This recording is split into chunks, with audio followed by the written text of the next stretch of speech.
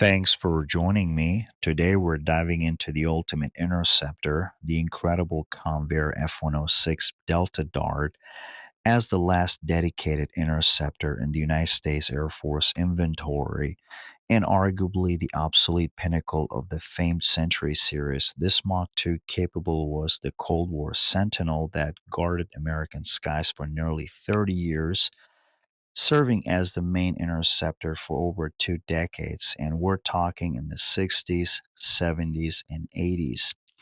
So, from a few episodes back, we covered the F 101 Voodoo.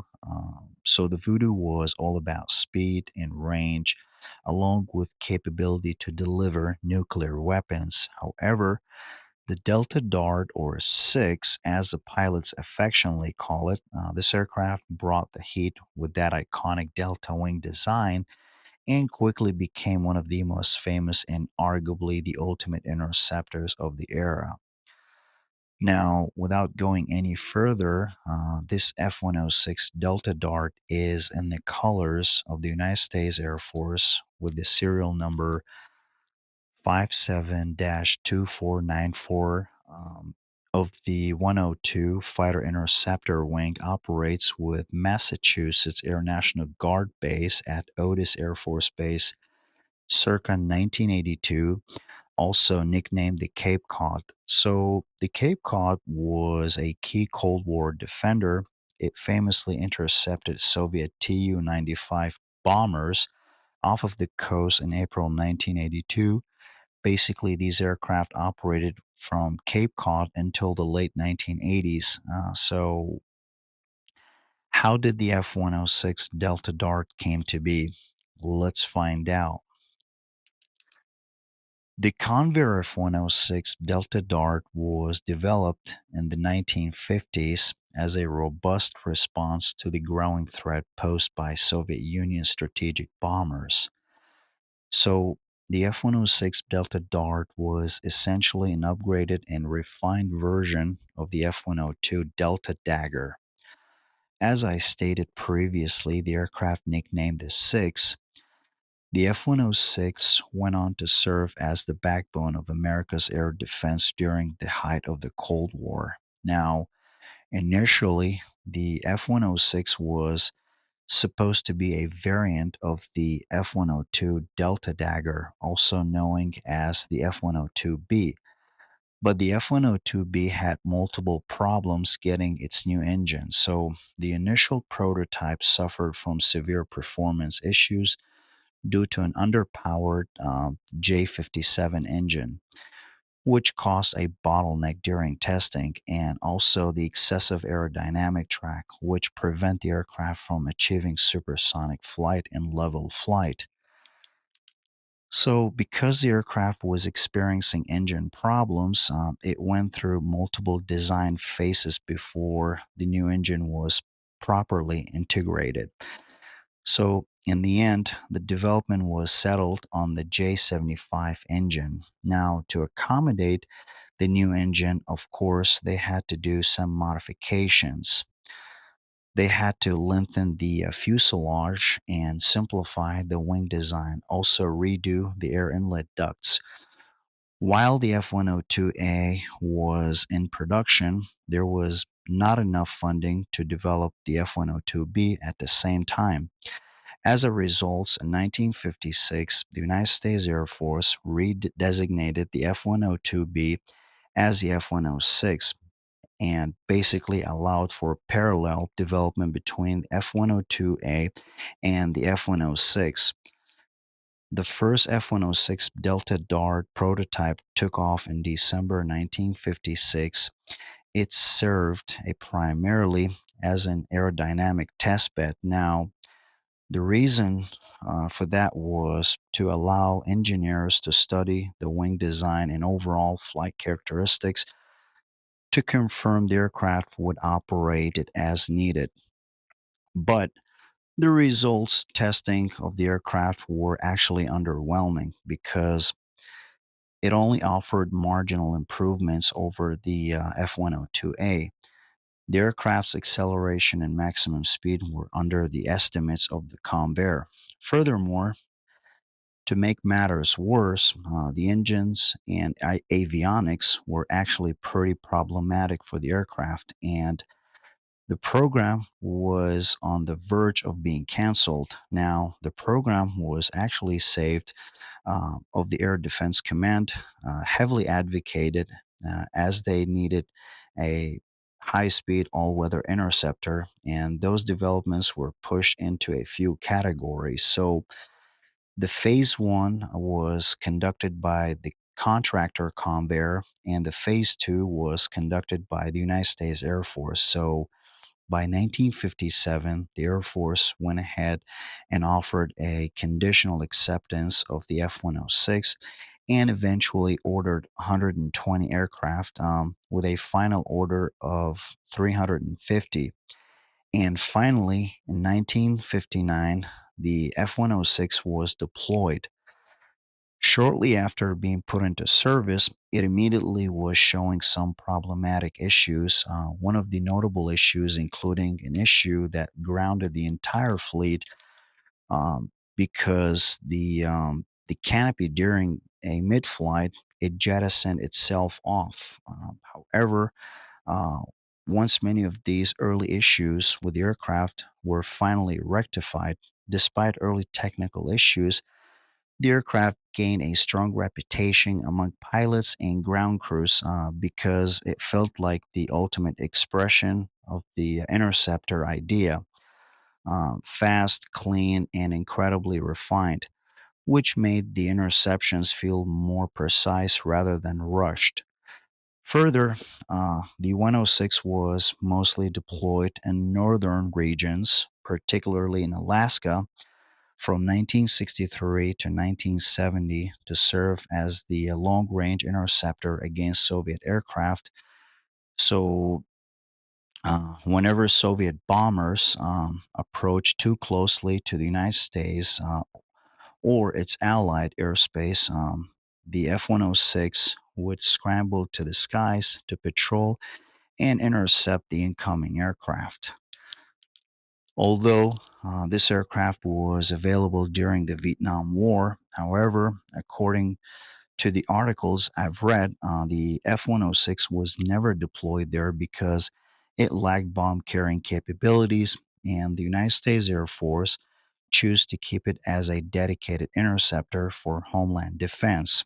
And also, it was never even exported to other foreign countries.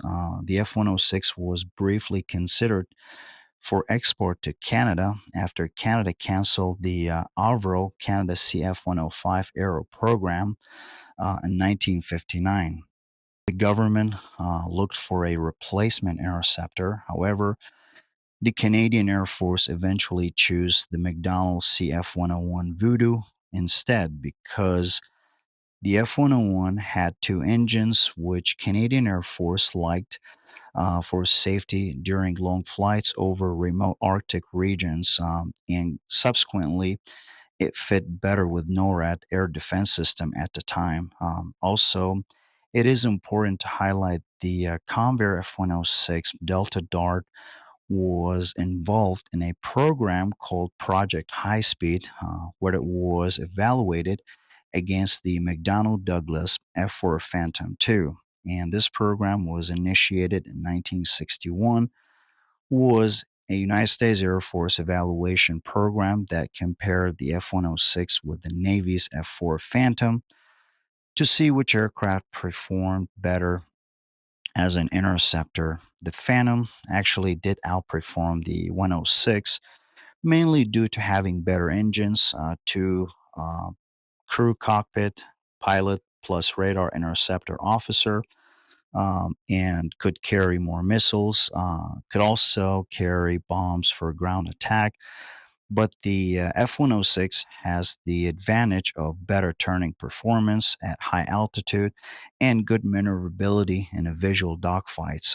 Meanwhile, in 1981, many of the 106s was gradually passed from active United States Air Force units to the Air National Guard, largely because introducing newer fighters like the McDonnell Douglas F 15 Eagle which was far more modern and capable.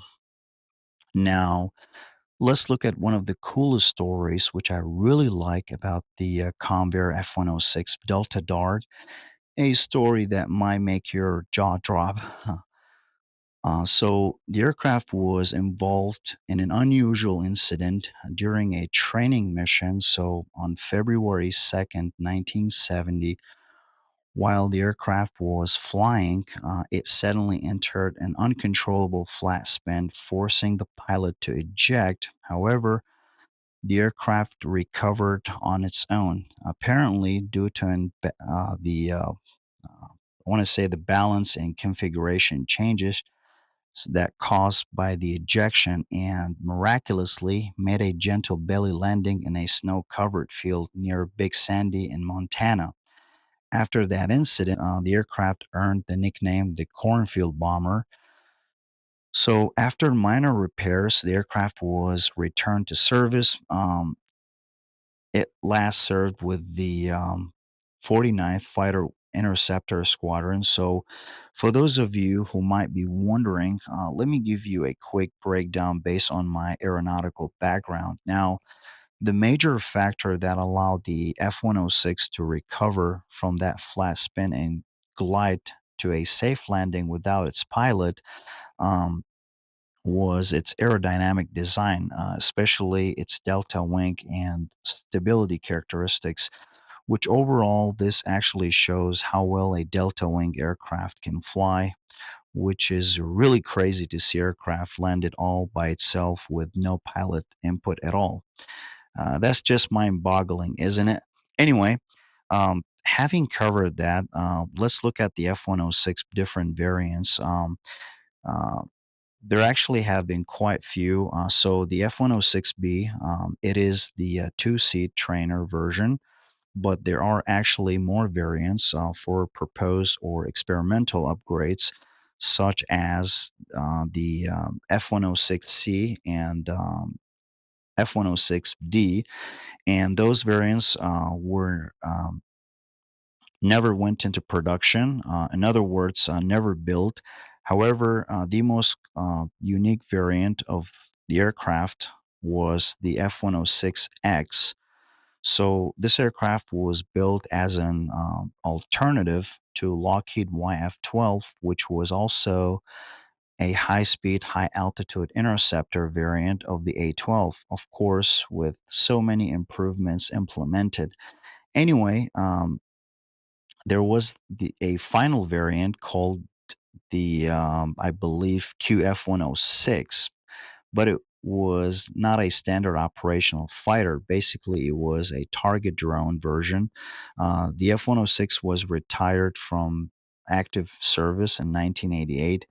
Instead of scrapping all of them, many were donated to museums for Air National Guard bases and static displays. The F 106 Delta Dart wasn't considered state of the art, but it served reliably as an interceptor. And there you have it, folks. That's a story of the Convair F 106 Delta Dart.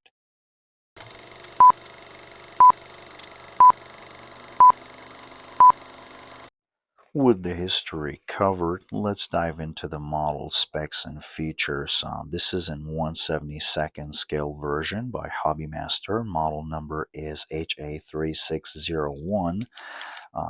This is actually an older release that's been in my collection for quite a while. Sadly, this release is discontinued, so I'm not sure how easy it'll be to track one down on the secondary market. And here's what you get. Overall, it's a beautiful model. Hobbymaster did a great job capturing the details. The paint application is clean and well done. The accessories are somewhat limited. You get two removable external fuel tanks for the wing pylons and four AIM-4 Falcon missiles, which are mounted on the model's internal weapons bay. I would have liked to see few more missiles added with this model, something like an Air 2 Genie. That would have been really nice addition from Hobbymaster.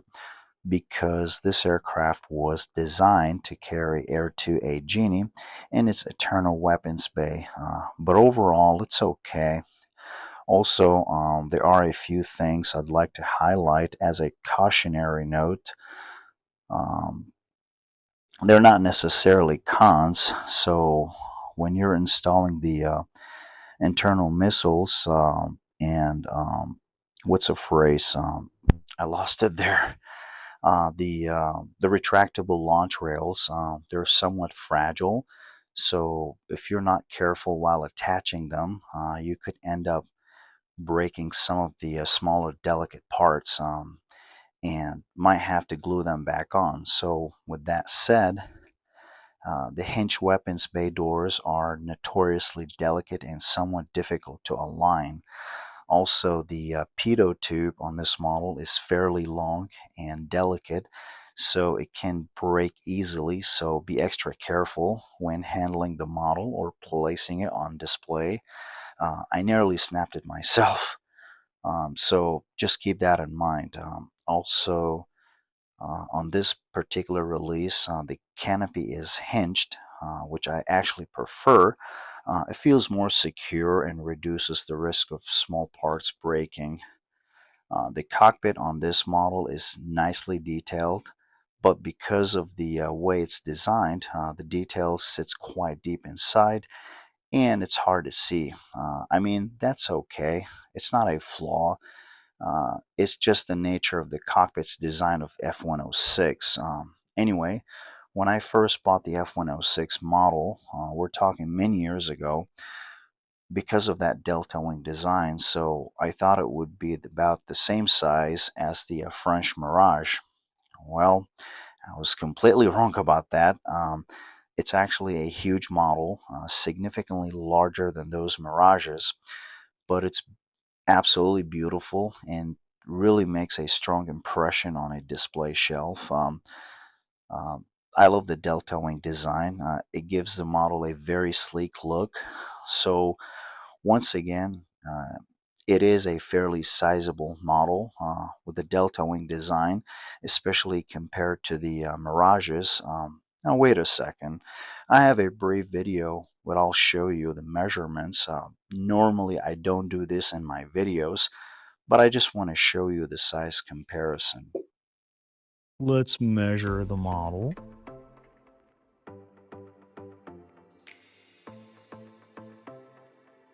The length from the pitot tube to the aft nozzle, approximately 11 inches and 3/4.